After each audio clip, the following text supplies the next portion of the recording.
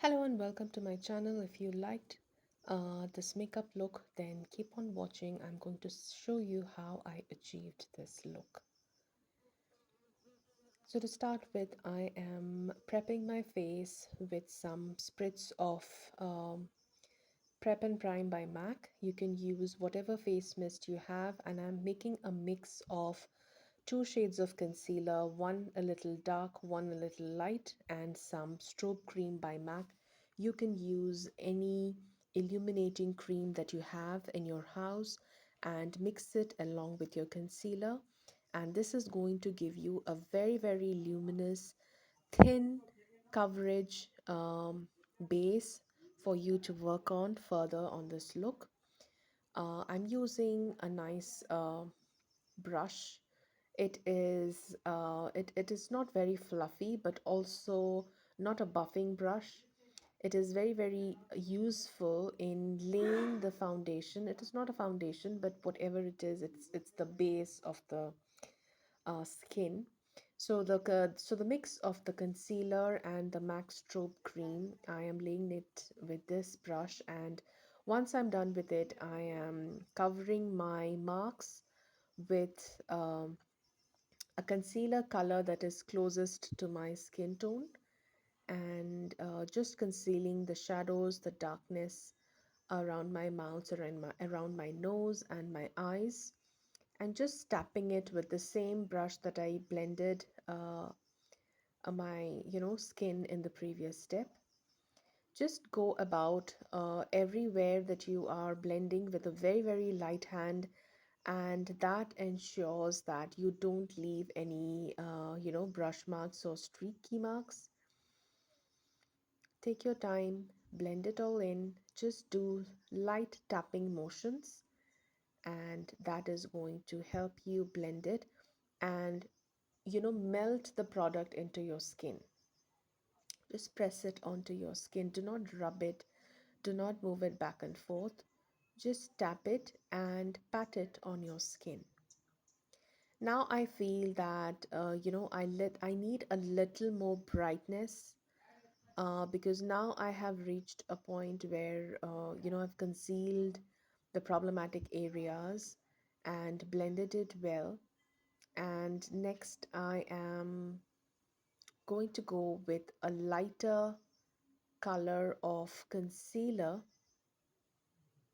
so that I can add a little more brightness, under my eyes and uh, back again towards the corner, above my cupid's bow, bridge of my nose, my chin, and my forehead. So that's where I need a little more light.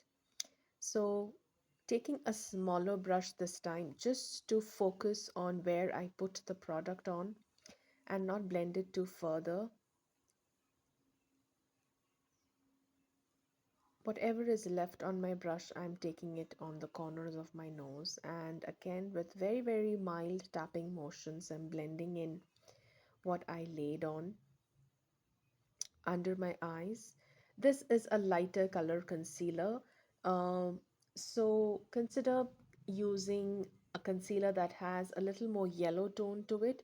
So that'll help you achieving that brightening look that you want for this look.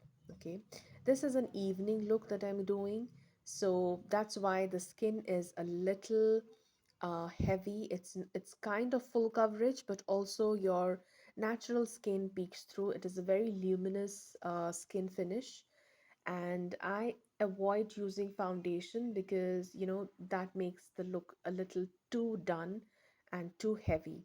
So though it is an evening look, I'm only sticking to concealers and the mix of the strobe cream to work on the base and taking it step by step to add brightness as I go. So now that I've blended the concealer, the brightening concealer that I laid on, I'm moving ahead to my brows, and with a small angular brush, I'm picking up a brow pomade. This is by Benefit. You can use any other brow pomade. There are a lot of affordable ones too. There are I will list them in the description bar below, so you can find affordable alternatives to the brow pomade, to the brow wax that you can use with a brush. I feel using a brush for your brows give them a much natural look, so that's why I prefer using a brush for my brows. So moving on to the other brow and doing the same thing. Make sure you use very, very light-handed feathery strokes. And if you feel there is a clump of product, you can always brush it with a spoolie. And do not hurry, take your time. Do start with small strokes and then build it over. And that's how I like to do my brows. It gives a very, very natural bushy look to my brows and accentuates the natural beauty of the structure of my face. Now moving ahead, I'm using a Putty bronzer by this is by PAC, and sorry, this is by e.l.f. And I am taking the same foundation brush and blending it into the hollows of my cheek, on my forehead, and also um, on my jawline. So make sure that you blend very well. Do not rub it too hard, but just make sure that you don't leave any harsh marks on your face while doing this. So it is important to keep an eye on yourself while you're doing this, okay? So here I have a little harsh streaky mark, so I'm trying to blend it over. And you can also use your fingers and tap it in if you see any harsh marks. And whatever is left on my brush, I'm taking it on the sides of my nose, a little bit under my chin, on my jawline, and blending it really well so you don't see anything harsh. So that's the trick. You need to be very light-handed and pick up picking up lesser products helps you a lot moving forward. I am using this blush by Huda Beauty. This is an orangey corally blush, and I'm using the same brush that I use for my complexion and the bronzer, and blending it really well on my cheeks. You can use any cream blush that you have. Anything would work well on this because I haven't used any powder yet. So, using all the cream products that you want to use at this point of time is good. And taking a little bit on my chin and the bridge of my nose doesn't hurt. It looks nice, it looks cohesive. Um, Having a natural blushed look is when you have that blush a little bit everywhere throughout your face so that it looks like a natural blush from within. Because naturally you don't have that flush of color just on your cheeks, you have it a little on your nose, on your chin, on your forehead. So that's what we are trying to replicate, the natural flushed look. And now at this point, when we have the bronzer and the blush placed, we need a little more, a tinge of more brightness under the eyes so that the, what you have done pops out, and a little bit on the bridge of the nose and the forehead again. This is a lighter color concealer, the one that you used that we used before. And very, very gently just blend it in with a small brush. Using a small brush for concealing specific parts of your face helps you not disturb the rest of your face. So you will only focus the product on the places where you need to conceal or you need to brighten without touching the rest of the bronzer on the or the blush. So keeping it only in the place that I have put it on, and just blending it down, blurring it out. In fact, I'm just going about with light tapping motions so that the product just melts in, and keeping a check on where else do I need to place whatever is left on my brush. I'm not adding any more of concealer here, just working around with what is already on my face and taking my time to blend everything in. tap it with your fingers because the warmth of your fingers helps it, blend in with your skin very easily. So if you feel your brush has left a little bit of streakiness, maybe, or brush marks, because everything is very wet at the moment, nothing is set in powder, and that's why, uh, you know, it could be a slightly, difficult to blend with a brush if you were a beginner. And now it's the time to set with a powder. I'm using the air, it's, what is it called, it's the flawless airbrush finish setting powder by Charlotte Tilbury. You can use any fixing powder, any setting powder. There are a lot of good powders. um, I know one is by Maybelline, and I will list an other some, some other affordable setting powders that you can use here. And very, very barely I'm using any product just to set where I tend to crease, or where I tend to, uh, you know, have some natural oil speaking through. Keeping Also, I'm sweeping this powder over my lids because I have oily eyelids, and before the shadow I need to powder it well so that the shadows don't leave streaky marks. So I'm using a very, very basic shadow palette by Swiss Beauty, and I'm picking up the dark brown shade just to line my lash line and wing it outwards. So I'm using an angled flat brush here, and this is very forgiving unless, you know if you have trouble putting, liner with a gel pencil or a liquid liner, then this is the best option for you. Use an eyeshadow, a dark eyeshadow, and use a small angular brush. If you make mistakes, you can always use your fingers to rub it off, and you can start again. It's very, very forgiving, very beginner friendly way of doing a liner on your eyes, and also giving that smudged, undone, effortless look. Okay, so I'm doing the same thing on my other eyes, and flicking the you know my this making this flick on the outwards of my lash line like a cat eye, and just bringing it together and lining the lining my upper eyeline, upper eyelash line, sorry, with the same brush, and then giving it a smudge with my fingers so that the look is soft and not very harsh, and pulling it a little outwards.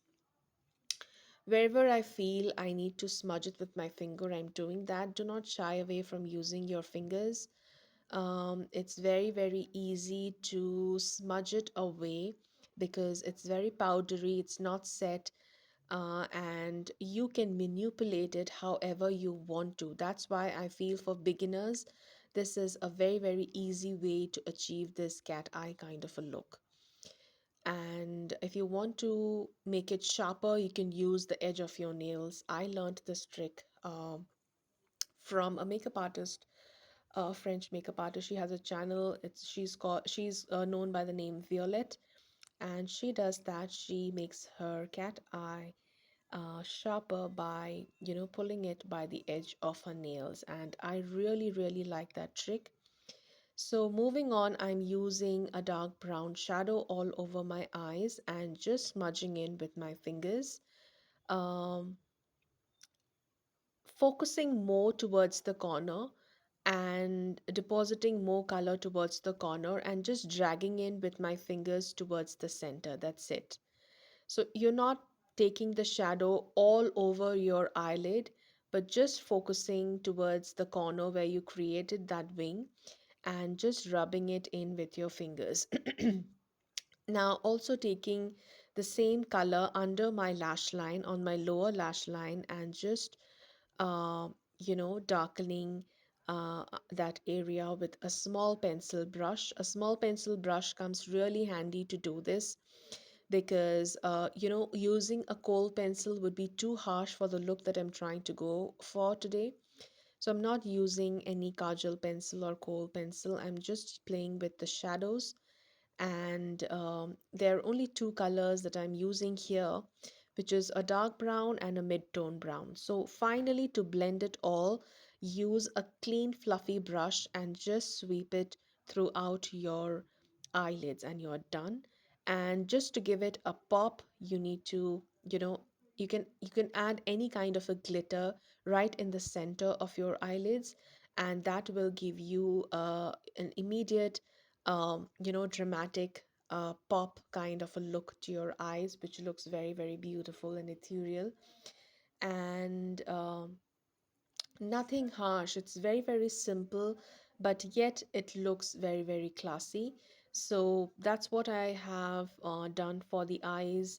And I'm going to later finish on with a mascara, and going on again with reinforcing the bronzer with a powder one this time. So setting your cream products with a powder is important, so that's why now I am moving on to powders and reinforcing my bronzer with a powder bronzer. I'm using a bronzer by PAC. It is called Showbiz. It's a really good bronzer. It is not too pigmented and gives a very, very nice natural glowy finish to the face. And now I'm reinforcing the blush a little. This is a baked blush by Milani and it is called Dolce Vita. And I'm just taking a little amount with a fluffy blush brush and reinforcing my cream blush with a powdered one. It's the same color family, but not the exact color. So it gives a little bit of depth because your cream blush is a corally, sunburned, orangey color, and this one is also corally but has a hint of pink in it. So it looks very interesting because it has a little bit of pink as well as a little bit of coral to it. Also taking on the bridge of my nose and a little bit on the chin, some on the forehead, and that's it for the face. And now it's time for the lipstick. For the lipstick, I've chosen a corally color by L'Oreal, and this color is called Worth It. I absolutely love this color. This is a beautiful coral peachy color, and it's very, very long lasting, which is why I have chosen this for a night out. And just one thin layer is good enough for a full coverage on the lips, and this is how it complements the entire look. It's very neutral, it's very doable, no major colors popping out, but overall, this look is very, very cohesive. And now I'm going to do mascara on my eyes, and I use a water-based mascara. I don't like to use a waterproof one because that's a very, very difficult task to remove it. So I'm using a mascara by Lakme, and it is the iconic mascara. It is pretty curling and gives a lot of long lashes. So I really like using this, and the wand is very small. Okay, it is a very, very slim wand, which helps for people who have very, very thin lashes. Okay, so if you have difficulty putting mascara with a thick wand, then this could be a very nice option for you. And here I am taking my time to apply very little amount of mascara because I don't want to clump up my lashes. I feel it looks very ugly in person if you have clumpy lashes, and using too much mascara tends to have that clumpy kind of a look, which doesn't look natural.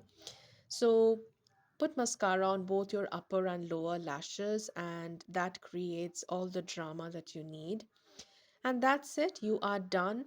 And just one final finishing touch that I would like to do for this look is, take a step further and add the same blush that you used on your face. Just a hint of it with a brush on your lips, and that is going to make it pop It is going to give you that ethereal glow. And for a night out, this is a very nice idea to have a little bit of shimmer going on your lips, and it looks very, very beautiful. It ties the look together, and you know, adds a little bit of hint of pink on your lips too, with that corally color going on. So that's the finished look. I hope you enjoyed this video, and if you did, don't forget to hit the like button and subscribe to my channel for more.